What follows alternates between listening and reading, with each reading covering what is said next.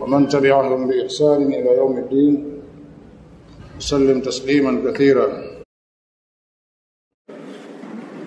اللهم اغفر لنا ولشيخنا ولوالدينا ولجميع المسلمين. ثم قال تعالى kisha akasema Allah aliyetukuka na aliye juu, wa 'ala alladhina yutiqunahu fidyatun ta'amu miskinin, na ni juu ya wale ambao wanaweza kufunga. Wa 'ala alladhina, na ni juu ya wale ambao yutiqunahu, wanaweza kufunga. Wao wanaambiwa fidyatun, watoe fidia, na fidia yenyewe ni ta'amu miskinin, kulisha maskini. Kulisha maskini. Faman tatawwa khairan, yule ambaye atakayejitolea akatoa khairi zaidi, akatoa kiasi zaidi alichoamrishwa, fa huwa khairul lahu, fanya hivyo ni bora zaidi kwake, ni khairi kwake, itamfaa mwenyewe. Hadhihi alfaqratu fiha, kipengele hichi ndani yake, anna sawma kana fi awwal al-amri man shaa sama wa man shaa at'ama an nafsihi wa aftar. Aliposema wa 'ala alladhina yutiqunahu, nani lazima, na ni juu ya wale ambao wanaweza kufunga fidyatun, basi wao waweza toa fidia, na fidia ni ta'amu miskinin, kulisha maskini.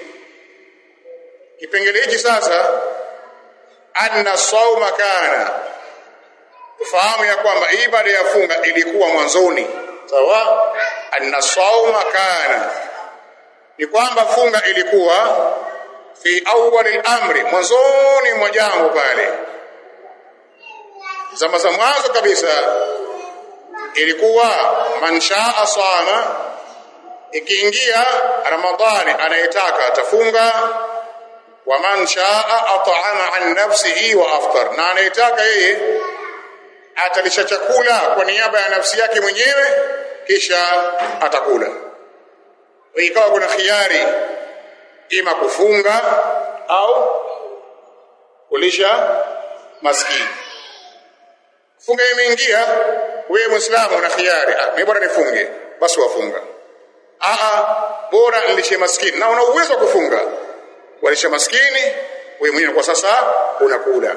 Mwanzoni ilikuwa hivyo, mwanzo ilikuwa hivyo. Na mambo kama haya kwenye Uislamu yako mengi, ambapo mwanzo ilikuwa hivi, baadaye kabadilisha ikawa vinginevyo. Mwanzo ilikuwa hivi, baadaye ikawa hivi. Kwa mfano, ilikuwepo sheria ya ndoa za mut'a. Ndoa za mut'a, ya ndoa za mkataba, ndoa ambayo haina wali, haina mashahidi, haina talaka, haina eda. Ndoa ilikuwa mwanzoni hiyo, haina wali, ni baba hahusiki na ndoa hiyo, wala mtoto wala ndugu wala ami wala babu, la, haina wali. Pia muda ukiisha haina talaka, ilikuwa kama kifurushi cha Tantel vile, wajiunga dakika za 500 kwa masaa ngapi? 24. Ukifika muda ambao umejiunga, hata kama dakika zimo, inakuwaje? Khalas, nastopishwa, muda umeisha. Ndio ndoa hizi za muta zilikuwa mwanzoni, na masahaba wakafanya hivyo. Ni vipi? Unashuka pahala ya jihad au safari ya kikazi au masomo au matibabu au matembezi, toka hapa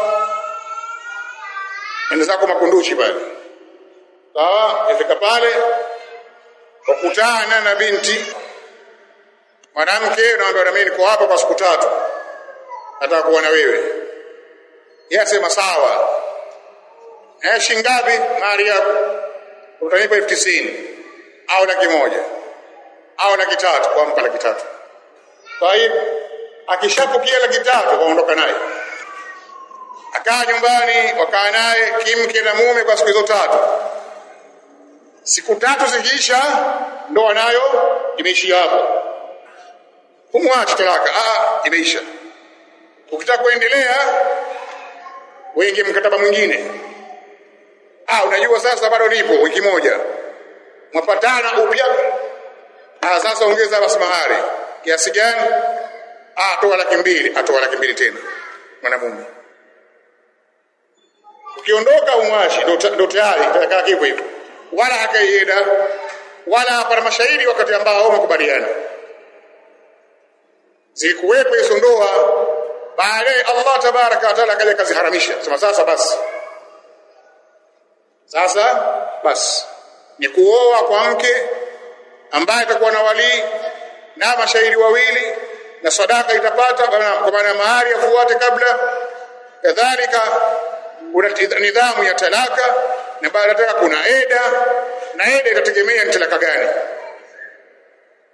Kwa hiyo na funga nayo mwanzo ilikuwa ufaradhi wake ni wa khiari.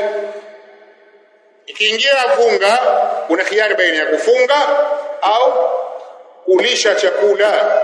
Wengine wafunga, wengine wanalisha, na wote hawana lawama mbele ya Allah tabaraka wa taala.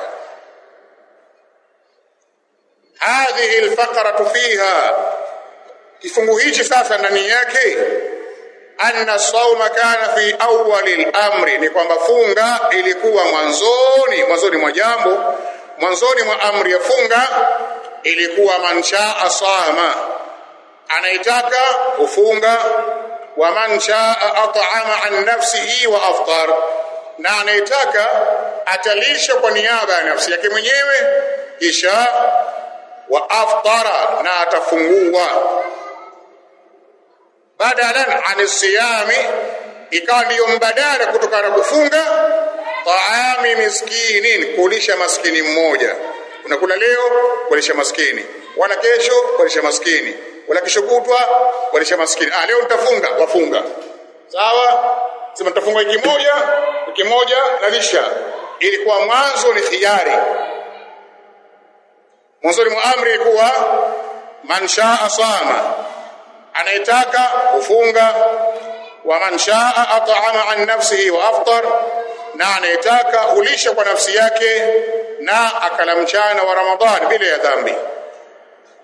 Fa aujaba badalan an siyami, idhan Allah tabaraka wa taala akaika ulazima, akawajibisha mbadala wa funga ikawa ni ta'am miskin, ulisha maskini. Wanadabahum ila ziyada, na pia akawekea sunna, akaweka kujitolea kwamba waongeze kiwango cha ziada ambacho ni ule lazima kulisha maskini. Mfano wa kutoa kibaba, waweza toa kilo 2 au kilo 5 kwa mujibu wa nini? Uwezo. Kama una nafasi, wasema Allah tabaraka wa taala kaniwekea ulazima wa kulisha maskini kwa kibaba kimoja, mimi nitatoa kilo 15, sawa. Faman tatawwa khaira, yule ambaye atakayejitolea akatoa khairi zaidi ya kiwango ambacho kalazimishwa, fa huwa khairul lahu, basi hivyo ni bora kwake, ni khairi kwake. Faqala, kasema Allah tabaraka wa taala, faman tatawwa khairan, yule ambaye atakayejitolea akatoa zaidi, fa huwa khairul lahu, kufanya hivyo ni bora kwake yeye. Kisha lakini baada dhalika, mwanzo ilikuwa hivyo, lakini baada ya hapo, lamma nazalat, zama ilipoteremka aya nyingine, lamma nazalat al-ayatul akhira, iliposhuka aya ya mwisho hii, Allah aliposema shahru ramadana, mwezi wa Ramadhani, alladhi unzila fihi al-Qur'an, ndio mwezi ambao imeshushwa ndani yake Qur'ani, hudan linnasi, ikiwa ni uongofu kwa watu, wa bayinati, na hoja za wazi, min alhuda, zinazotokana na uongofu, wal furqan, na Qur'ani ndio furqan, kwa maana inayobainisha na kutenganisha baina ya haki na batil. Allah akasema faman shahida minkum ash-shahra falyasum, yule ambaye atakayekuwepo miongoni mwenu wa siku za Ramadhani zinaingia, yeye yuko katika mji wake, falyasumhu, na afanye nini? Na afunge. Sasa ilipokuja hii sasa ikaondolewa mwanzo. Sawa? Ilipokuja falyasumhu ikaondoa ile ya mwanzo. Ya mwanzo ni ipi? Ya mwanzo ni ipi? Ya mwanzo ni ipi? Ile khiari sasa kuchagua baina ya kufunga na kulisha maskini ikawa sasa imeondoka. Aliposema falyasumhu sasa ni kufunga moja kwa moja. Alimtalib tuko wote. Utaona wenzetu mwanzo huko walikuwa na nini? Walikuwa na choice. Ramadhani inaingia, mtu anaangalia nifunge au nilishe maskini. Kwa kiwango kile kile. Sisi hivi sasa hakuna tena mabadiliko. Sababu hayushakatika, tumekisha kufa, dini imekamilishwa. Sisi kufunga tu, ila ikitokea maradhi au safari au hedhi au nifasi au mimba au kunyonyesha au kushindwa au utu uzima au utu uzima sana Muislamu, lakini sasa ni mzee miaka 80 na tena 90 na hawezi tena kukaa na njaa muda mrefu.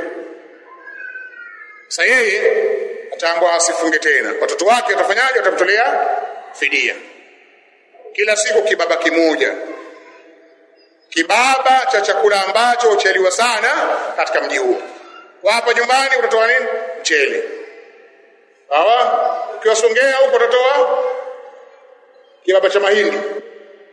Ukiwa Duba huko Maforoni utatoa kibaba cha unga muhogo, nisema juzi hapa. Ukiwa Arabuni utatoa kibaba cha shairi au tende. Tayeb, kila watu na chakula chao ambacho ndio wamekizoelea. Sisi hapa kibaba cha mahindi sasa nini? Ukimpa mahindi akafa nini? Pe mchele. Kwa hiyo sasa ilipokuja falyasumhu inda dhalika, sasa kutokea hapo au jaballahu siyama hatman, akawajibisha Allah tabaraka wa taala funga kwa kukata kauli. Kuanzia hapo ikawa ile khiari ya kulisha hali ya kuweza kufunga unao, ikawa sasa imefungwa rasmi, ikabakia kufunga mpaka kiyama na hivyo hivyo. Inda dhalik, kutokea hapo mbele ya hiyo sasa ikaja au jaballahu siyama, akawajibisha Allah funga hatman kwa kukata kauli, ikawa ndio hukumu imekatwa hivyo mpaka kiyama kije. Kila Ramadhan kwa Uislamu ni lazima wafunge.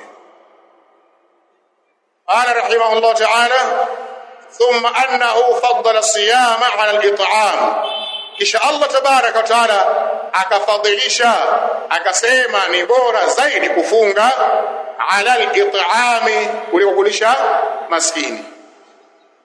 Ile kulisha chakula mwanzo ilikuwa yafaa, lakini kufunga ndio bora zaidi.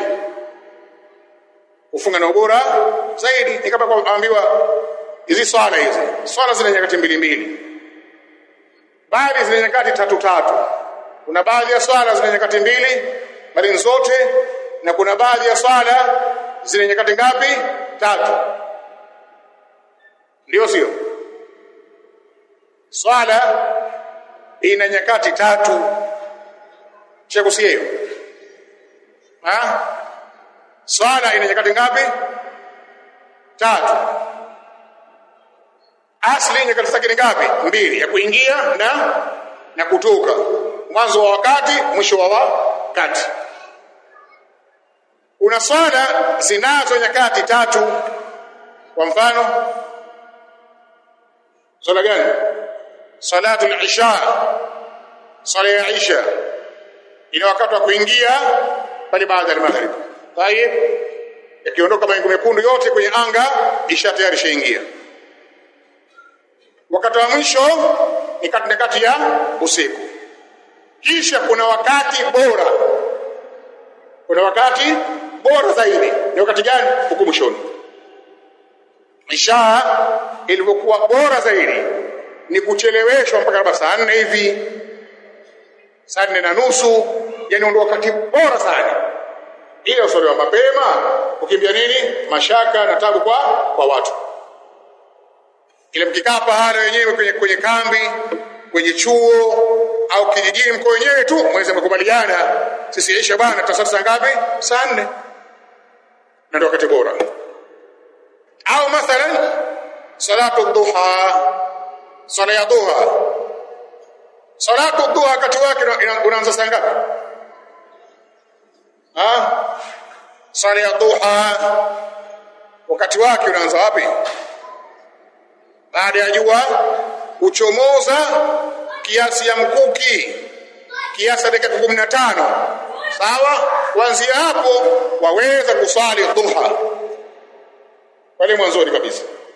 Bora kwa pirika zangu kazini, ofisini, sokoni au kampuni kwangu au kwenye daladala ndio kusipate muda bora sali kabisa. Salatu al-awwabina hiyo. Sawa? Ile wakati wake bora sana. Ni wakati gani? Tunasema wakati ambao ngamia anaondoka kwenye zizi lake, kalala pale, mchanga unamuunguza pale, yengo kuanzia saa 5 huko. Jua alishakamata sawa. Yaani watu wote wamekafirika. Wewe pale sasa watawadha, waswali, ni wakati bora kabisa. Ile ukiona itanipita swali huku saa 1. Tayeb. Kadhalika salatu al-witri. Swala ya witri. Tulisema hapa juzi kwamba kwa haki ya mtu ambaye yeye ni msafiri, anapunguza swala na anakusanya swala, akaswali maghrib na isha kwenye wakati wa swala ya maghrib.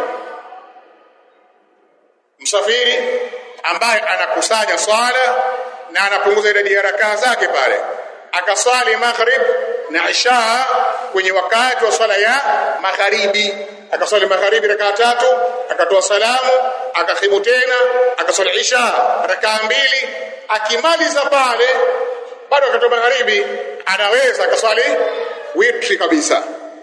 Kwa sababu wakati wa swala ya witri unaanza unapomaliza swala ya isha. Ukimaliza isha pale ndio mwanzo wa wakati wa swala ya witri. Mwisho wake ni wapi? Mwisho wake na wakati bora zaidi ni kule mwishoni. Sawa? Kwenye kuchomoza kwa alfajiri ya kweli.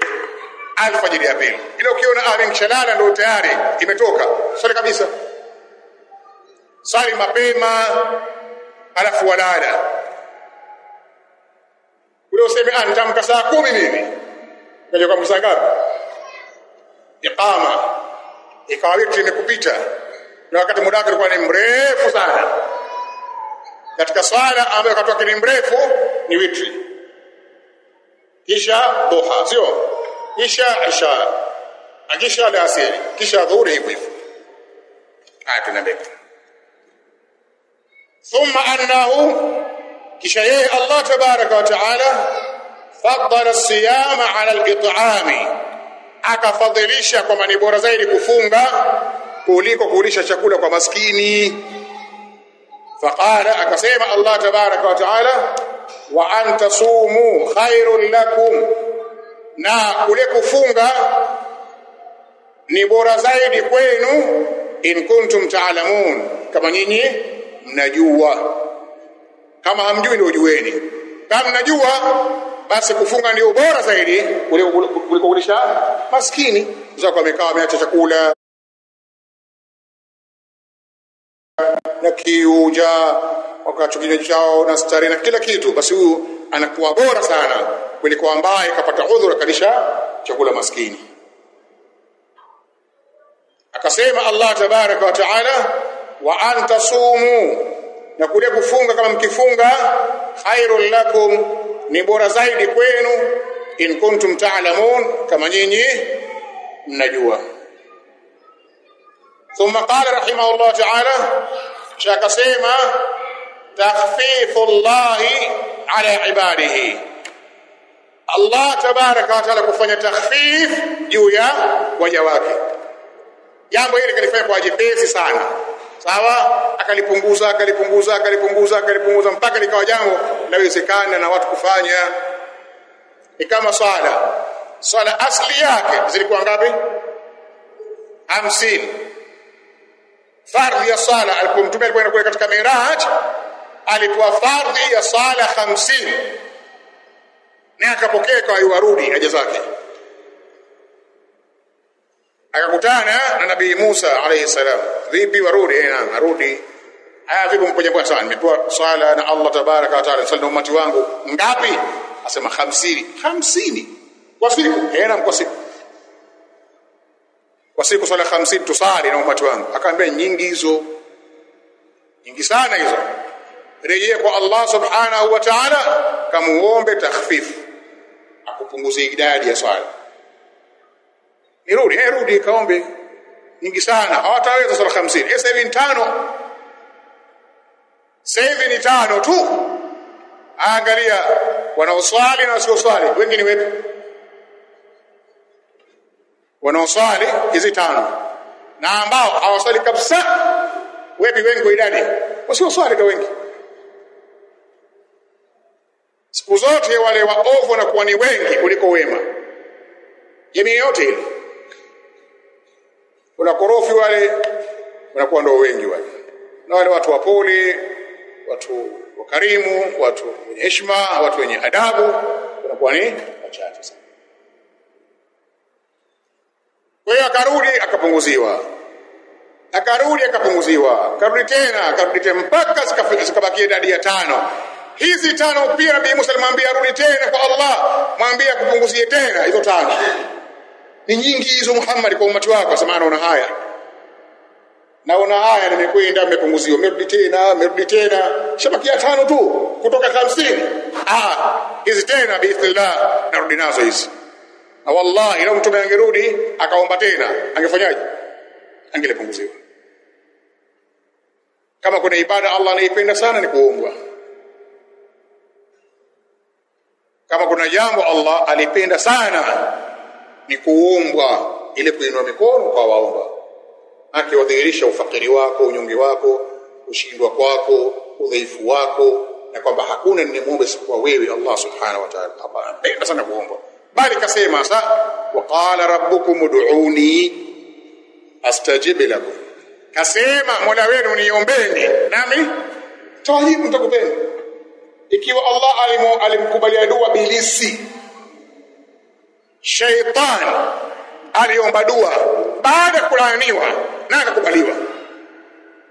Yewe ambaye hujalaaniwa bado tena Muislamu mtiifu, kwa nini unakuwa wewe ni mchache kuomba dua kwa Allah tabaraka wa taala? Shaytan aliomba dua baada ya laana na akakubaliwa. Baada gani alipokubaliwa dua Ibilisi? Alisema baada ya kulaaniwa, wewe shuka duniani, wa inna alayka la'nati ila yawmi yub'athun, na wewe juu yako una laana yangu wewe mpaka sokufuliwa.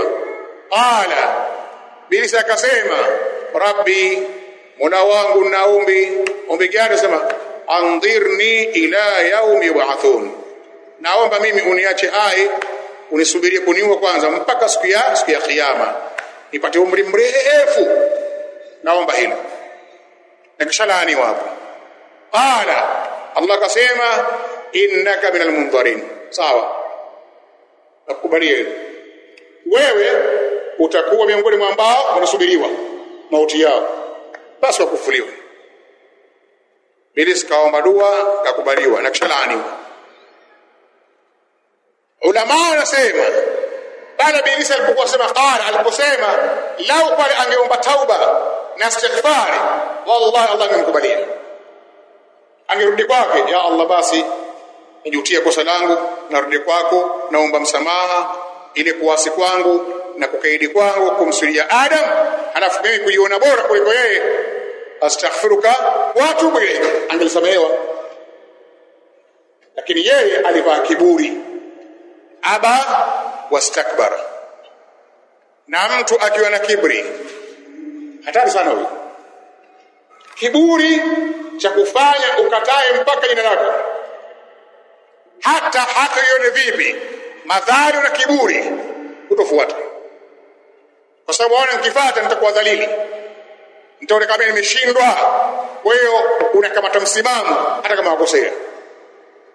Hiyo tabia za kiburi zilivyo, ndio maana Allah akaramsha kiburi kwa wanadamu wote. Kiburi ni sifa ya Allah tabaraka wa taala. Almuhim akasema takhfifullahi, ufanya takhfifu kwa Allah ala ibadihi, wafanyia takhfifu waja wake. Qala rahimahullah ta'ala kadhalika aidan, pia hivyo kana fi awwal al-amri, sawa, ilikuwa mwanzoni mwa amri ya funga. Idha aftara as-saimu, anapofutari mfungaji pale jioni, pale umeanza funga usiku, alfajiri ukaja nayo mpaka magharibi, ukaacha funga pale, ukala ukanywa, mwanzoni mwa amri ya funga ilikuwa kadhalika aidan, pia hivyo kana fi awwal al-amr, ilikuwa mwanzoni mwa amri ya funga. Idha aftara as-saimu, alikuwa anapofungua mfungaji jioni pale, falahu ayakula, alikuwa aruhusiwa yeye kula, wayashraba, na kunywa, wayujamia, na kufanya tendo la ndoa na mke wake, ma lam yanam, lakini muda ambao hajalala, muda ambao hakulala. Kwa mfano jioni pale kafutari, jioni limezama, adhana tayari, akala tende, akanywa maji, akala wali pale, sawa, akala futari yake vizuri sana, kisha akaona Isha bado kidogo, wacha njinyooshe, sawa, wacha nipate mapumziko mafupi hapa. Akalala labda dakika 20 au nusu saa, akija akiamka sasa kwa ajili ya kusali salati al-isha, hapo sasa hata kama atakamatwa mpaka alfajiri, haruhusi tena kuingiliana na mke wake. Unaelewa au bado? Mwanzoni mwa amri ya funga ilikuwa mtu akifungua pale jioni aruhusiwa kula, kunywa na kujamiiana na mke wake, kwa sharti asilale, kwa sharti la kuto kulala. Utakula utakunywa, ukisema mimi bwana hata kama si muda ule, ukasali isha alafu ukalala, sawa, ukamka saa 7 au saa 8 au saa 6 au saa 10, ikawa sasa una haja na mke wako na alfajiri bado, ilikuwa ni haramu ngoje mpaka kesho, kwa sababu wewe ulivunja mwiko. Kwa gani? Kulala. Ulikuwa ruhusiwa kufanya yote hayo, sharti usilale kwanza. Ukisema walala alafu waamka, waambwa sasa fanya subra mpaka tena ifike kesho. Mwanzo ilikuwa hivyo. Kwa hiyo ilikuwa mwanzo, sheria ilikuwa ni hivyo, iliwekwa idha aftara, anapofungua saimu mfungaji, falahu an yaakula, aruhusiwa yeye kula, wayashraba, na kunywa, wayujamia, na pia afanye tendo la ndoa na mke wake, maalami yana muda ambao hajalala, muda ambao hakulala. Fa idha nama, ikiwa atalala yeye, fala yajuzu lahu at-ta'ama, kwake haifai tena kula chakula wala sharaba wala kunywa kinywaji wala aljimaa wala kuingiliana na mke wake. Kwa mambo yako yote hapa baada ya kuchomoza hapa, halafu ukae macho, ndio utakuwa unakula unaenda nyumbani, halafu wala tena wanywe unaenda nyumbani tena. Ukisema acha mpate kilepe, ukiamka kula basi, kunywa basi, na mke wako naye mtaona kesho. Ndio sheria ilipokuwa mwanzo hivyo. Nafsi ni waja wa Allah tabaraka wa taala, tunakwenda namna anavyotupeleka yeye. Maswahaba walifanya amri hii, wengi wao, wengine wakaja kateleza, lakini usimlaumu aliyeteleza, mshukuru aliyeteleza. Sio? Kwa nini? Kwa sababu alipotelea yeye akaghafilika, akafanya ile jambo lililokatazwa, ndio ikaja rehema ya nini? Sheria kuondoshwa sasa, kwamba sasa haya huria. Yeye wala angekomaa ikawa ile jambo kaliweza 100%. Idhan sisi tuwasifu maswahaba walipopatia na pia walipokosa, kwa sababu kosa lao liko rehema kwetu sisi. Wale waliposahau wao ni rehema kwetu. Tutaona kwa mbele sahaba ambaye alikwenda akafanya tendo la ndoa na mke wake mchana wa Ramadhani. Sio kule ameshafuta tayari, ile mchana shawa zikamzidi wakaingiliana, baadaye akajuta. Itakuwaje sasa? Akaja pale kwa Mtume akasema, ya Rasulullah, halaktu, mimi naangamia, khalas nimeangamia. Una nini wewe? Nimeangamia. Mfanyaje? Mimi khalas nishaangamia. Umetokea nini? Sema waqatu fi imrati fi Ramadhan, nimemwingilia mke wangu mchana wa Ramadhani, nishafanya. Akaenda mbele ya Mtume sallallahu alaihi wasallam, akaenda pale akajilalamikiza pale, akaripoti kesi yake. Tukakaa, amri akaletewa, akaambiwa haya. Akamuuliza, akamwambia tu'ti raqaba, haya hukumu yako wewe, utamwachia huru mtumwa, utamwacha huru mtumwa. Akasema sina mimi mtumwa, kumtoa huru sina. Akamwambia tasumu shahrayn mutatabi'ain, kama una mtumwa basi utafunga miezi miwili iliyofuatana, ndio adabu yako. Utafunga miezi miwili iliyofuatana hivi. Ukisema nafunga mfunguo mosi na mfunguo 8, ifuatane. Mfunguo mosi na mfunguo pili, mfunguo 4 na mfunguo 5, 5 na 6 hivyo. Akajifikiria, bwana miezi miwili nifunge zote hizo. Akasema la astati, siwezi ya Rasulullah, miezi miwili siwezi. Akaambiwa tut'imu 60 miskina, basi nenda kalishe maskini 60. Akasema sina kitu mimi bado, mimi maskini fakiri, sina mali, sina hakiba. Tumekakaa kitako yule bwana, akakaa sasa, subiria itakuwaje. Mara ikaleta sadaka pale bila Mtume, kasha zima la tende jingi limenenepa. Rasulullah mali sadaka hii, anasema alhamdulillah.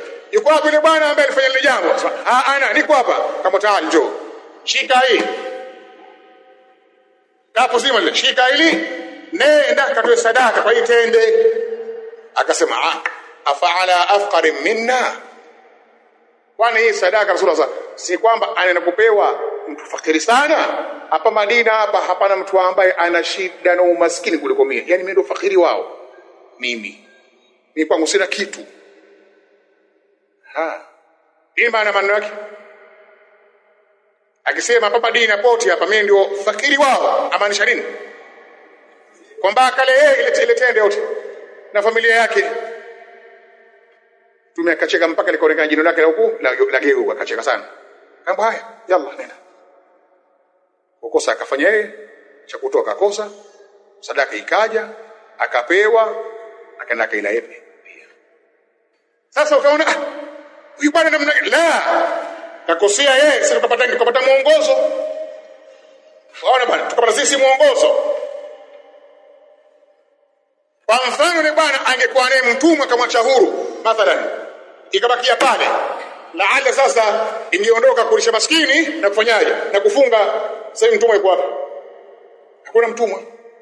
Au kwa mfano angeshindwa na kuacha mtumwa huru, akaweza kufanyaje kufunga, ikaishia pale, ingebaki na sisi lazima faini ufunge, lakini mtumwa kufunga kulisha maskini.